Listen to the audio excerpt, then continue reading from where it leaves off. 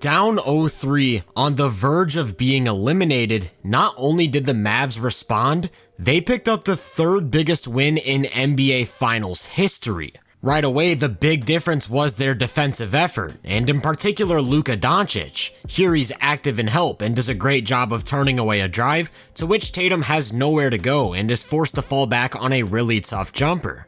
Of course, you're still going to have plays where he's beat off the dribble, but what's important is how he reacts after the fact. The Mavs are sending a low man over from the corner and having everyone else shift one pass over, to which Luka fills out his rotation to at least close out on White's spot up 3. All series long, their biggest weakness has been containing drives, and so the point of emphasis for them in this one was to not let the ball touch the paint. On this one, Brown ends up with a corner 3 before anyone ever steps foot inside the arc. A big part of protecting the paint has been adjusting their matchups to always keep their rim protector defending the corner, and the Celtics have countered with these quick ball reversals that force Gafford to close to the perimeter. From there, they can do what they do best with the driving, moving the ball for multiple attacks, and Jalen ends up with points at the rim. A play later, they again attack this coverage. It looks like they're setting up some double guard screening action, but notice how Gafford's waiting under the basket. By moving the ball back up top for a high ball screen, there's nobody in position to pick up Tatum as he steps into a pull-up 3. Outside of those couple plays though, the Mavs defense was pretty much bulletproof. I mentioned Luka's effort. Here he's able to keep Tatum in front of him at all times, and they're more than okay living with these lower percentage step back 3s, especially against Jalen. As we've seen all series long, they're going to switch most screens, but notice how they're making a conscious effort to sit below the 3-point line. This is a shot they want him taking instead of getting downhill. When you're getting stops or long rebounds, that makes it a lot easier to set up quick offense, and a huge focus for the Mavs was to play with pace with every possible opportunity. On this one, White gets cross-matched with Luka, and that's a big size advantage, so he wastes no time starting a drive and bullying his way to the rim. This time it's Drew who picks him up at half court, to which he once again immediately attacks downhill. There's nobody back to protect the rim, so it's only one man to beat. In the half court, as we know, they've been playing a lot of one-on-one ball. What felt different about this game though was how they positioned their players to maximize spacing. They stacked 2 guys along the baseline on the left side while putting Kyrie one pass away on the wing. What that does is it completely eliminates any help at the nail, and Luka's able to easily get to his spots in the mid-range. And it's virtually the same thing when Kyrie's the one attacking. He gets the switch he wants, Luka is one pass away, deep on the wing to pull Jalen away from the nail, and he's able to easily work his way down the middle for a beautiful finish with the offhand. On this next one, they decide to add a new wrinkle that I don't think a single person watching this game could have expected. It's the same setup, except with a wing in the dunker spot and Lively in the corner. Of course, the big man is left open, and he responds by hitting the first 3 of his career. Just as a reference, I want to show you just how different it looks when Kyrie's on the bench. There's nobody to take away the help, so Holiday can just sit in the middle and wait for a drive. This is where Luka being one of the best difficult shot makers we've ever seen comes in handy. I want to back up for a second and focus on Lively though, because he was absolutely incredible in this first quarter. Not only did he grab 3 offensive rebounds to gain his team multiple extra possessions, because his minutes lined up with Xavier Tillman, he was able to operate within their defense as a free safety, just completely shutting off the paint. However, that doesn't mean over-helping. Here's one where he could rotate down to the rim, but he trusts that Kleba can stay in front of Brown. That's exactly what happens, and the result is a mid-range pull-up. This time he's the one defending the ball, and he does an incredible job of not letting Tatum create space. Then after a pass, Luka's gonna run Holiday off the line, where there's another defender waiting to help at the rim if needed. I seriously can't say enough good things about this response of a game from Luka. He gets switched onto Tatum and pushes the entry pass all the way out to the logo. The Celtics go to some set action for Hauser to free up for a 3, but the Mavs continue to switch and don't let him get a clean look. As for anyone else, such as Jalen, that defender's gonna sag off because, remember, they'd much rather him take a jumper than put pressure on the rim. When it gets moved to Holiday, there's no advantage, and Luka picks up yet another stop in isolation. Like I said earlier, the strategy was to keep their big man under the basket as much as possible while everyone scrambles around him. Think of it like a zone. The perimeter guys are shifting and closing out to not give up any quality threes, while he cleans up any blow-bys, although Tatum's able to get to a tough finish, and I want to credit Tatum because he was their entire offense in the first quarter. He had 11, more than half of their total 21, and the rest of the team was only able to make 1 3, this absolutely stupid shot from White to beat the shot clock. All of these struggles while the Mavs are cruising. Again, it's the spacing. Luka one pass away, stacking the weak side, meaning there's no help in the middle as Kyrie gets to his patented pull-up jumper. And the same applies to this Luka post-up. Typically what the Celtics would do is bring help from the basket and have this defender drop to the dunker spot. The only problem is that Kyrie's that shooter in the weak side corner, and they can't leave him, so Luka ends up with single coverage and some easy points. Boston tried their best to hide unfavorable matchups for these isolations. Here you're going to see a pre-switch between Hauser and Holiday to keep him away from the action. Then when the screen gets soft switched, Kyrie counters by showing off his own difficult shot making. For the first time in this series, the Mavs as a collective got hot from 3, and after this bucket from PJ Washington in transition, they found themselves holding a 13-point lead heading into the second. They weren't done just yet though, and it again started with the defense. Lively gets cross-matched with Tatum, which typically would leave the paint vulnerable, but because Tillman's on the floor, they're able to send Josh Green over early while Washington drops to take away the corner pass. Tatum has nowhere to go and turns it over. The key here is that there's always someone in position to protect the rim, which means they can play a lot more aggressively in space. Hard closeouts to run shooters off the line, and here comes Luka to protect the rim. As the most efficient offense ever, it's only right that they're going to create some quality shots. But even on those plays, they really had to work for it, and they shot just 5 of 19 from 3 in the first half, so they weren't consistently converting. Typically, when the 3 ball goes cold, that means you need to force the issue inside. The Mavs would not let these slashers touch the paint though. Then when it is kicked out to a shooter, they're continuing to close hard and force them to put the ball down. Instead of a layup or a spot-up 3, you get a mid-range jumper from Peyton Pritchard. Whenever Jalen sets up in isolation, whoever's on the ball is going to keep sagging off and leaving him with space. He's able to knock this one down from the corner, but that was his only made 3 of the game. He was 1 of 5. And because they weren't letting him touch the paint, 3 of 12 from the field overall.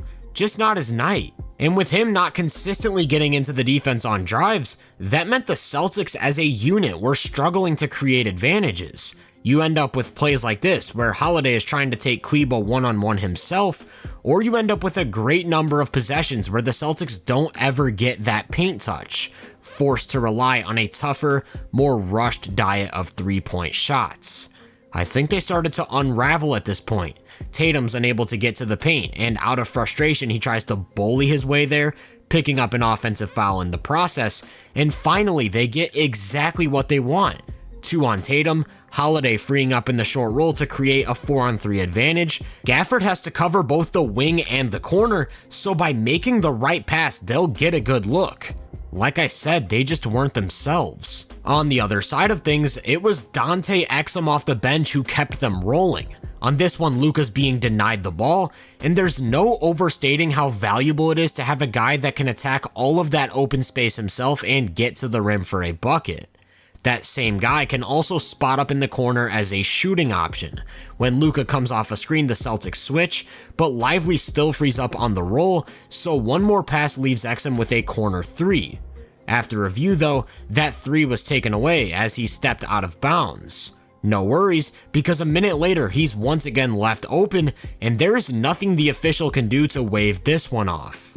In addition to Exum's contributions as a shooter and tertiary creator, they continued to destroy Boston on the glass, grabbing 8 offensive rebounds in the first half. So guys are making shots. When they do miss, they're getting second chances, but again, the most important thing is how they're spacing the floor on isolations.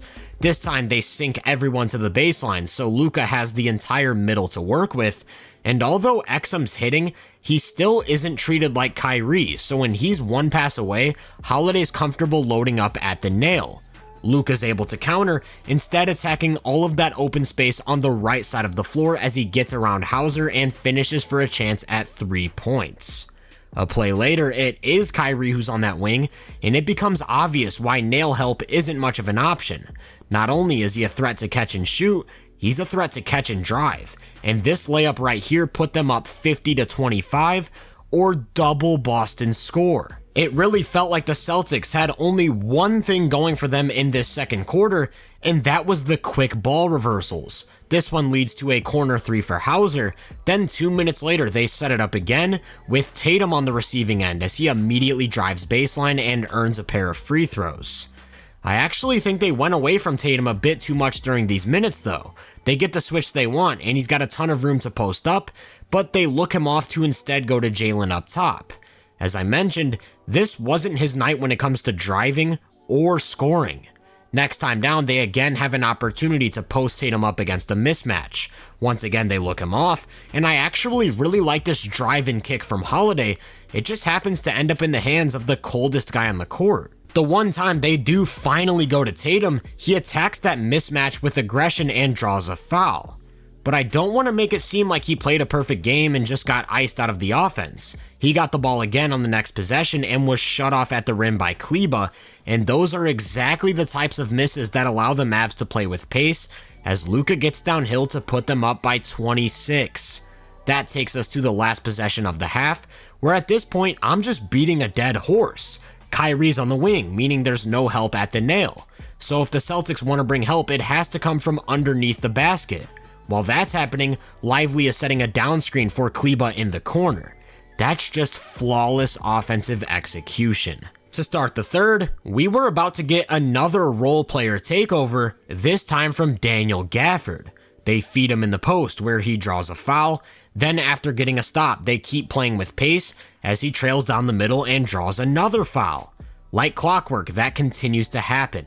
Jalen misses a layup, Luka starts a fast break, and if you squint hard enough, you might just see Giannis. In all seriousness, he was playing some really awesome basketball on both ends. After switching on to Tatum and sagging off to protect the paint, he not only gets a hand up, but rejects a step back 3. Then in transition, it looks like Jalen might finally get an opportunity to score at the rim, only for Gafford to rotate down and make it a difficult finish. During this time, the Celtics also tried some defensive adjustments. Remember, with Luka one pass away, there's no nail help, so what they're gonna do is instead send the guy over from 2 passes away. Kyrie's able to make that cross-court find to Washington though, and everyone on the team is involved. PJ makes another big play next time down. They know that the Celtics are going to switch this screen, so he decides to screen his own man to give Kyrie space to turn the corner. The defense collapses, leaving Derrick Jones Jr. in the corner as he too gets on the board with a 3-point make. Then Boston's going to try to avoid the switch altogether by putting 2 on Kyrie after a screen. After a couple passes that forces them into a scramble though, they just end up with Hauser on Luka instead. From there he can attack and get to a floater. When Lively checked into the game, he continued to apply constant pressure on the glass as he finished with a super impressive 7 offensive rebounds, and at this point the Celtics just looked defeated, grabbing second chance after second chance, this time going right into the hands of Kyrie as he steps into a jumper to put them up 34. I want to focus on the defense though. When Tatum goes to set a screen, they're not going to give up the soft switch, meaning that when he runs through, there's no advantage. Holiday tries to take Luka one-on-one and turns it over. Less than a minute later, he once again tries to isolate Luka, this time from an open corner, and it's the exact same result as he fumbles the ball out of bounds. All of these stops while Kyrie is completely taking the game over on offense, and it was only a matter of time before Mazzulla waved the white flag. The play that finally got him to do it was this huge dunk in transition from Lively to put them up 36 with 3 minutes to go in the third. Boston had seen enough, the stars were pulled, the bench was emptied, and the last 15 minutes were nothing but a journey to the final buzzer. Well, I will say we got to watch Tim Hardaway Jr. come in and turn into peak Steph Curry for a few minutes, so it wasn't all boring, but for the most part the fourth quarter was irrelevant. The Mavs end up winning this one by 38, or as I said earlier, the third largest margin of victory in NBA Finals history. At some point, history has to break. No team has ever blown a 3-0 lead, but also no team has ever won by that much in the finals and gone on to lose the series. I think the Mavs figured out some crucial stuff in this one, from their pace and space to completely shutting off the paint defensively, and if it were tied up at 2 games apiece right now, we could be having an entirely different discussion. I will say that moving forward, the Celtics will feel the loss of Porzingis more and more. That upcoming pivotal Game 5 in Boston will paint a very clear picture for us. Could this be another case like the 2017 finals, where the severely overmatched team has a big win, but it doesn't really mean much in the grand scheme of things? Or can the Mavs build off of this to push the series to a Game 6 on their home floor, where all of a sudden things start to look very interesting? If you enjoyed this breakdown, make sure to drop a like, subscribe, and turn my post notifications on to be first on more content. If you're interested in my more in-depth research, make sure to check out my website and social media profiles. You can find those links in the description. Feel free to let me know down in the comments what you thought of this game. As always, I hope you all have a great day, and I'll catch you guys in the next one.